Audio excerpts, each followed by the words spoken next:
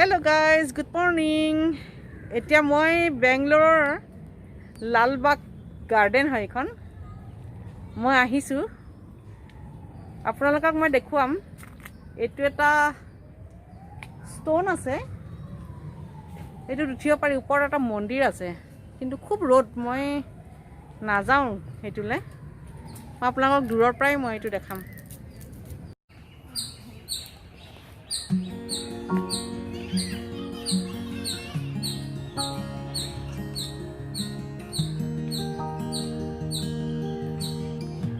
এটো হল মন্দিৰটো মন্দিৰত বিশেষ এনেকে নাই আৰু মানুহে যায় চাবলৈ বলক আমি অকমান আগুৱাই যাম এখন বোটানিক্যাল গাৰ্ডেন আৰু এখন হল বনসাই পাৰ্ক ইয়াত গছবিলাক সব বনসাই কৰি লগোৱা হৈছে এখন চাওকচোন চাইনিজ প্লেছৰ নিচিনা লাগিছে কোমা হুদে গেটখন চাওক মই মানুহ নাই যেতিয়া মাস্কটো খুলি লৈছো ইয়াতে মানুহ চানু নাই গতিকে মই মাস্ক খুলিছো এখন হল বনসাই পাৰ্ক আপোনালোকে চাওকচোন এজোপা গছ চাওক বনসাই কৰা এজোপা কিমান ডাঙৰ টাব এটাত বনসাই কৰিছে এই গছজোপা চাওক ইমান ধুনীয়াকৈ কৰিছে বনসাই ওপৰলৈকে চাওকচোন এজোপা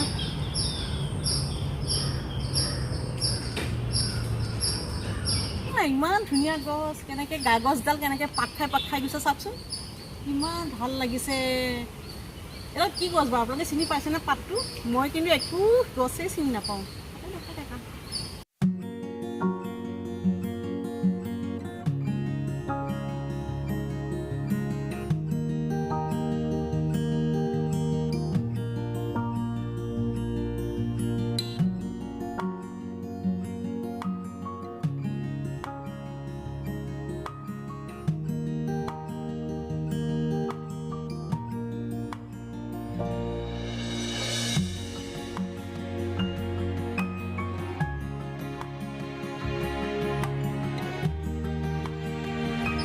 চক বাঁহ গছো দেখা পাইছে বাঁহ গছখিনি দেখা পাইছে নাই আমাৰ নিচিনা হলুকা বাঁহ নহয় কিন্তু দেই এইবিলাক বাঁহ মিহি মিহি বাঁহ বেংগলোৰৰ এইটো নীলগিৰি টি নীলগিৰি গছেৰে এইটো 200 বছৰ আগৰ এইটো গছজোপা এইটো চাকচোন বনাইছে এটা হেন চৰাই ইয়াত চব তেনেকুৱা বস্তুৱে দেখা পাব এইফালে আহক আৰু আহক এইডাল চাওকচোন এইটো কাঠৰ এইটো 200 বছৰৰ নীল গছ নীলগিৰি পাহাৰৰ গছ তাৰমানে 200 বছৰ পুৰণা এইটো চাওকচোন এইটো স্কুৰিয়েল হয়নে নে মৌৰা চৰাই মই কিন্তু ধৰিব পৰা নাই দেই আপোনালোকে কমেণ্টত জনাবচোন চাই পেলাই এইটো কি হয় মই কিন্তু ধৰিব পৰা নাই এটা মানুহবোৰ বহি থাকে এইবিলাক চাওক ৰাস্তাবিলাক চাওক কি ধুনীয়া দেখিয়ে ভাল লাগিছে এইটো এটা কাঠৰ এইটো চাওক কাঠৰ মানে পুৰণা এইটো 200-300 বছৰীয়া গছ হ'ব দেখিছে কিবা এফালৰ পৰা হাতীৰ নিচিনাও লাগে ওপৰত শামুকৰ নিচিনাও লাগে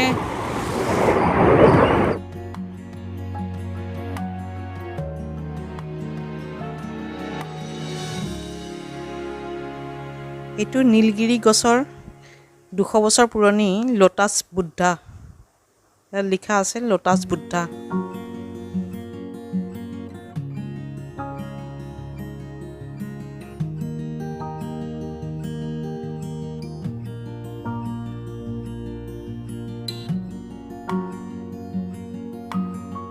ইয়াত কাঠৰ কুণ্ডাৰে বিভিন্ন জীৱ জন্তু মানুহ দুনু বনাই থৈ দিয়ে দেখিছেনে দেখি ভাল লাগে হয়নে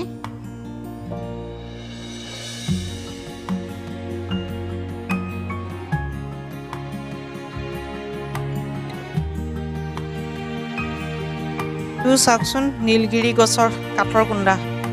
200 বছৰীয়া পুৰণি নৰসিংহ বনাই থৈছে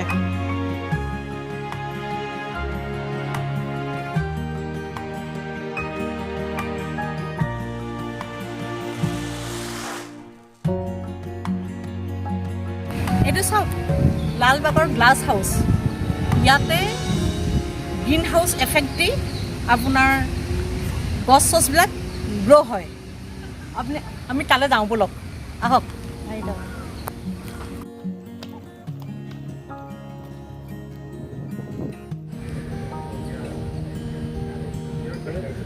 ইমান ধুনীয়া ঠাই চাওক নিজন চান আৰু মই এতিয়া আপোনালোকক গছবিলাকো দেখাম দেই কি ধুনীয়াকৈ কাটিং কৰি থোৱা আছে এইটো চাওক গ্লাছ হাউচটো ইয়াতে ৰিপাব্লিক ডে বা ইণ্ডিপেণ্ডেন্স ডেৰ দিনাখন ইয়াতে ফ্লাৱাৰ্ছ এক্সিবিশ্যন হয় কি সুন্দৰ চাওকচোন আৰু এইটো দেখিছে এইটো ঘোঁৰা নে কিবা এটা বনাই থৈছে ইয়াত চব গছবিলাক তেনেকেই মানে কিবা জীৱ জন্তু মানুহ দুনুহ এনেকৈ কৰি বনাই থৈ দিয়ে ব'লক আগুৱাই যাওঁ গ্লাছ হাউচৰ ওপৰখন চাওকচোন ধুনীয়া কাৰুকাৰ্য কৰি থৈছে দেখিয়ে ভাল লাগিছে মোৰ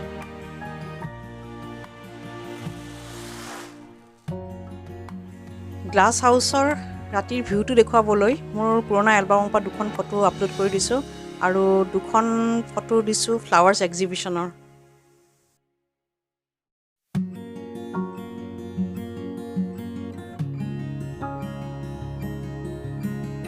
এই গাৰ্ডেনখনত যে চবফালে ফুলেই ফুল বৰ দেখিব ধুনীয়া আৰু যিহেতু বটানিকেল গাৰ্ডেন বহুত গছ আছেই কিন্তু বেংগলত বহুত গছ ধুনীয়া ফুল চাওক এই গাৰ্ডেনখন যে ইমান চাফা আৰু বহুত ডাঙৰ বহুত একৰ মাটিত আছে এই গাৰ্ডেনখন মই যে আপোনালোকক দেখুৱাবই পৰা নাই ইমানখিনি আৰু ইয়াৰ ৰ'দটো বৰ চোকা বাকী চাই থাককচোন বাৰু আৰু এটা কথা ইয়াৰ ক্লাইমেটটো কেনেকুৱা জানে আপুনি যদি ছাঁত ৰখে আপোনাৰ ঠাণ্ডা লাগি যাব আৰু যদি আপুনি অকণমান ৰ'দত ওলাই একদম গা পুৰি দিব বহুত কাঢ়া ৰ'দ সেইকাৰণে ইয়াৰ মানুহবিলাকে ঠাণ্ডা গৰম বুলি নাই এনি টাইম জেকেটেই পিন্ধি থাকে আমি সেইটোৰ লগত অভ্যস্ত নহয় বাৰু আমাক জেকেটৰ দৰকাৰ নাই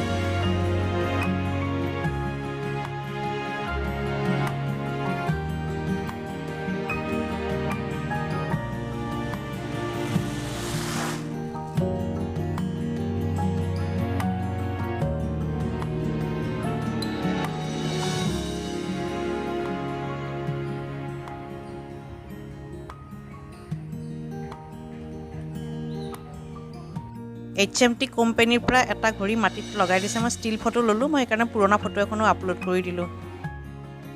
এইখন এনেই মই চেলফি এখন ল'লোঁ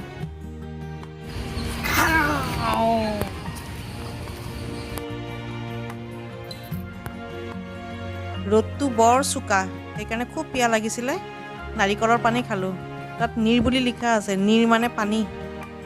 ইয়াতে অলপ টাব ল'লোঁ টাবৰ কাৰণে ফুল ল'লোঁ ইয়াতে নাৰ্চাৰী আছে লগতে মানুহ বহুত সেইকাৰণে মাস্কখন পিন্ধি লৈছোঁ বহুত ডাঙৰ নাৰ্চাৰীখন আৰু এইখন অল ইণ্ডিয়াৰ বটানিকেল গাৰ্ডেনৰ চবতকৈ ডাঙৰ বটানিকেল গাৰ্ডেন সেইখন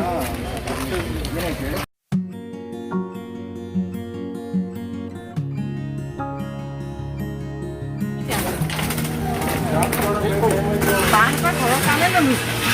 টাব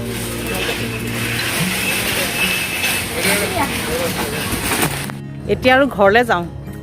বহুত গৰম জানেনে ৰ'দটো খুব কাঢ়া সেইকাৰণে মানে এতিয়া ভাবিছোঁ ওলাই যাওঁ মোৰ ভাগিনীজনীও আহিছে কষ্টই পাইছে তাই বেচেৰি এতিয়া গৈ থাকোঁ গাইজ মোৰ ভিডিঅ'টো আজি ইমানতে শেষ কৰিলোঁ মোৰ ভিডিঅ' চাই যদি মোৰ ভাল লাগিছে আপোনালোকৰ তেনেহ'লে লাইক কমেণ্ট শ্বেয়াৰ কৰিব নাপাহৰিব আৰু ছাবস্ক্ৰাইব কৰিব একেবাৰে ভুলতো নাপাহৰিব গতিকে আজিলৈ ভিডিঅ'টো ইমানতে শেষ কৰিলোঁ বাই